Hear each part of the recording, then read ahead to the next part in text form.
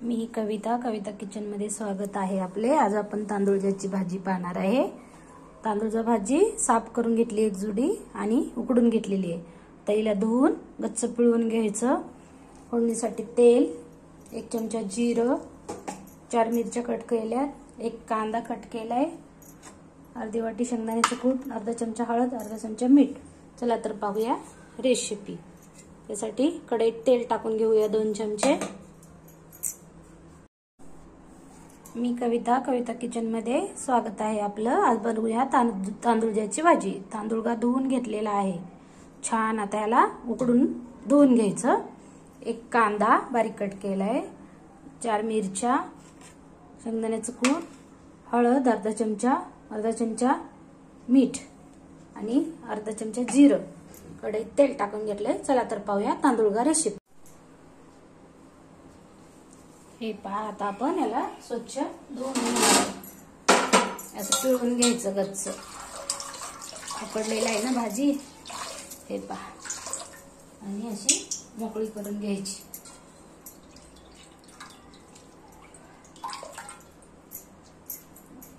त्यात आपण तेलामध्ये जिरं टाकून घेऊया।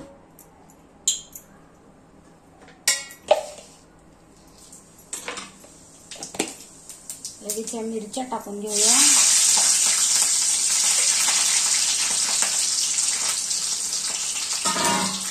आणि कांदा टाकूया।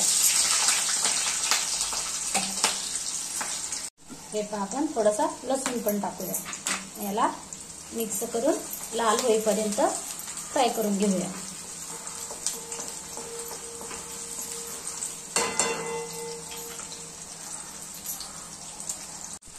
हे पहा, आता आपली फोडणी तयार झाली आहे।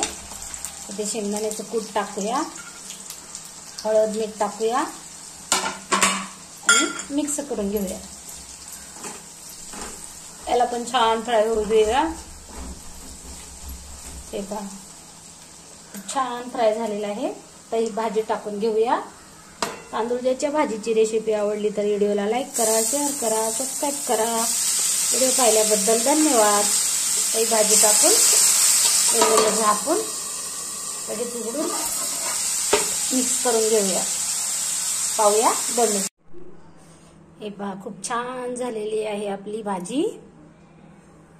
भेटूया उद्याच्या रेसिपीमध्ये। बाय। व्हिडिओ पाहिल्याबद्दल धन्यवाद, थँक्यू।